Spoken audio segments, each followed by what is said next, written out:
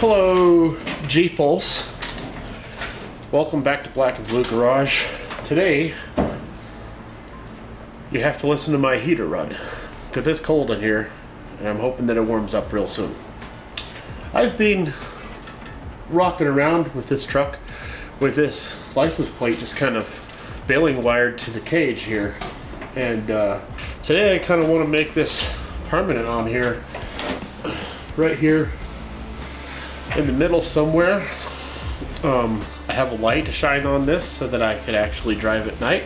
So I have a couple of ideas, some tricks up my sleeve that I'm thinking about in my head. See how this is going to work. Here's my license plate, and I bought this light from Harbor Freight. I got some screws that came with it. I'd like to be able to hang the light up here, shut it down on there obviously. I'm going to mount the light to this door hinge that I found. Going with the theme of reusing things again. So basically put that on there, wire that in, and then the license plate be able to swing up out of the way when I'm off-road. I guess the first thing I gotta do is make a hole in the back of this bracket, or a bracket, so that these wires will fit through. Before I do any of that, I should see if this is gonna clean up. I don't want to be putting on no nasty, dirty hinges on my truck. Take a wire brush to it.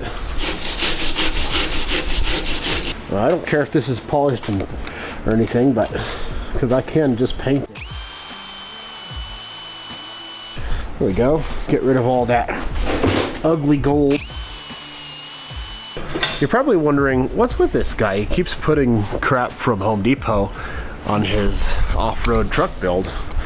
But me and my dad kind of have this philosophy of you should use what you got. This is a perfectly good hinge, and it's gonna work great for what I'm wanting to use it for.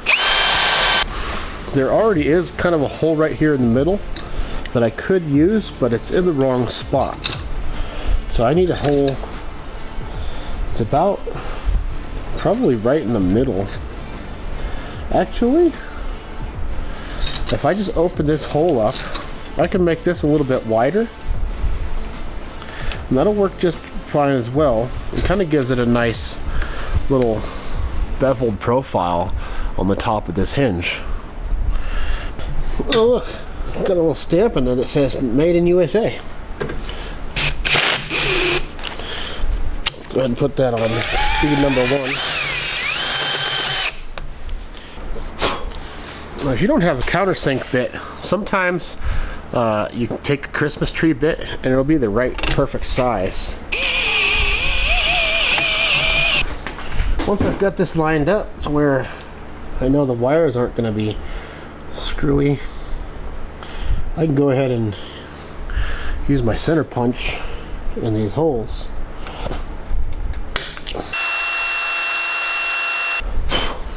So part of the reason why I'm doing this project now instead of any other more important thing that I need to do is because I'm going to Utah next weekend, and by having a license plate and a light on my truck, I don't have to go stage my Chevy with a trailer at a trailhead. I can just go from my Airbnb to the trail, because this will be 100% street legal. I have these screws that are drywall screws that are meant for the steel framing, and those might actually be a little better, especially if I paint this cover black. When I'm all finished with it, I'll go and chop the backs of them off, just so that nobody gets scratched up if they go and grab onto the thing. Okay, so now I guess I'm gonna install this all the way, and then draw some lines on this hinge so that I can carve it up to make it look good. Or make it look like it's not a door hinge.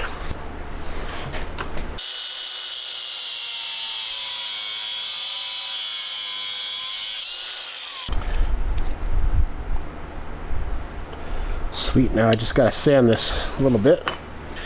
Now I need to make a frame so that I could put my license plate on here like this, weld that frame to the bracket, and then make it look all nice.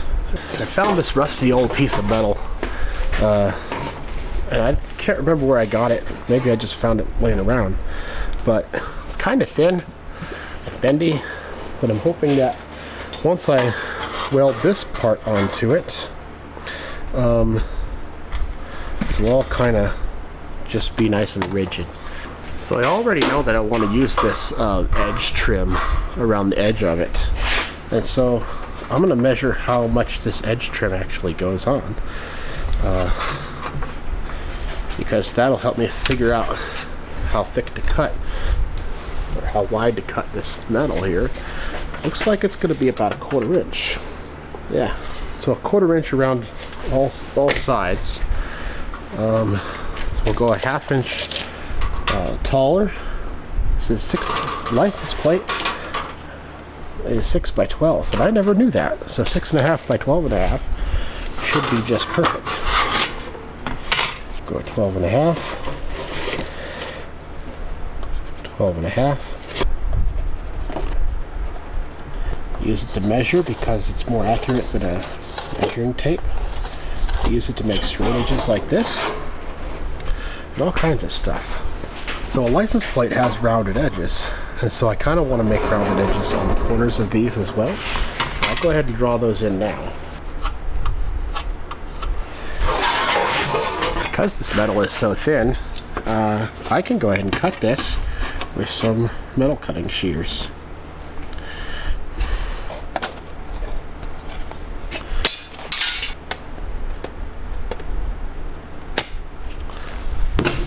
And just like that, almost kind of looks like the license plate.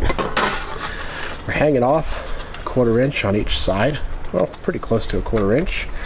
Next thing I want to do, just because I've never tried anything with bead rolling, and the only bead roller that I have is this black and blue one for rolling a bead into the end of coolant tubes, I'm going to attempt to bead roll the very edge of this part that we just made.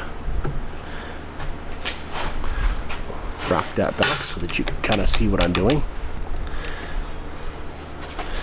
And holding this firmly against the bead roller here, I'll start rolling something in, see if I can't make it look pretty.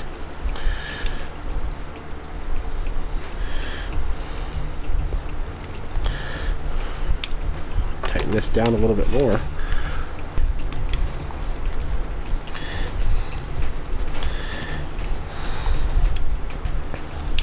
Messed up this corner a little bit, but that's okay.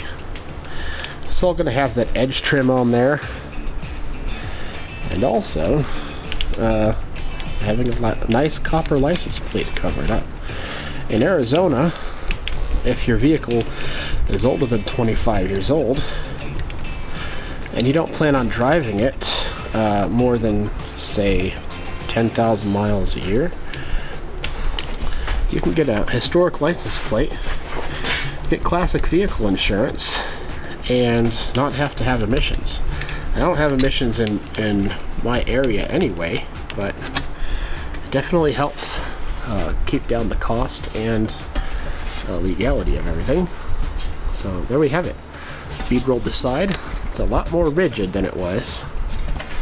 Now I just need to mark some holes, put the edge trim on it, and see how it fits before I weld this part to the hinge we made. I think I'm going to leave this rusty because I like the look of that, and it matches the license plate really well, you know, because it's a classic look. Old classic patina rusty license plate holder. Straighten up these edges, and then I'll clean up the one spot that we're going to weld this to the hinge that I have, and call it good.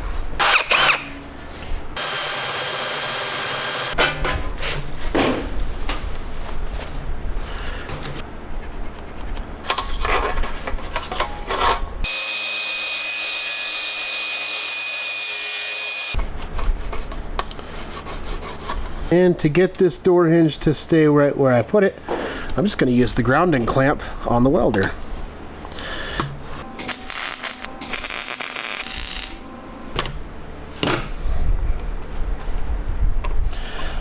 A little bit more.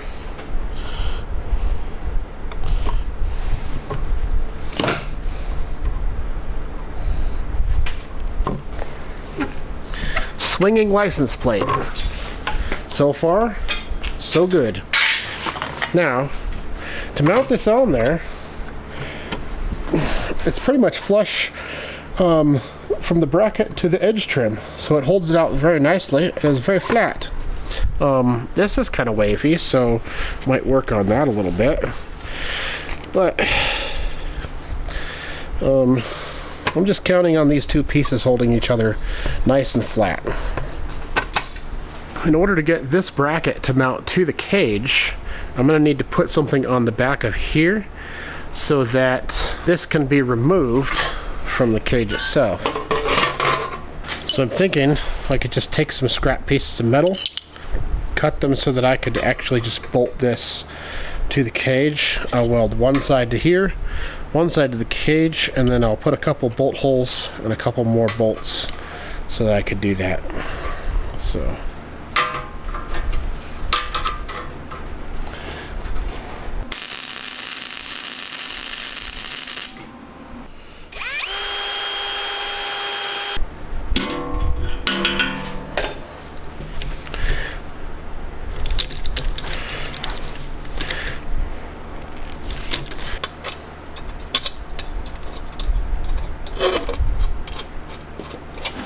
I've got all this junk stashed behind the cage, behind the cab. I'm going to go ahead and cover all that up. And the window, which I just cleaned. And the radiator, which is aluminum.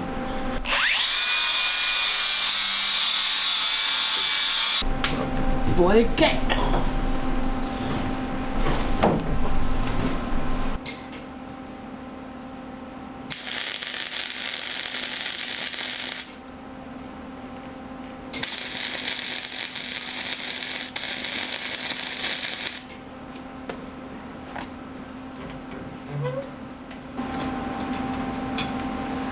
Just like that.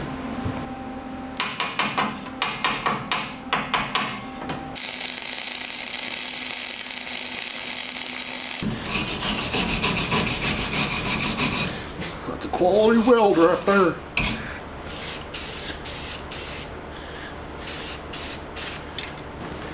Take a blanket.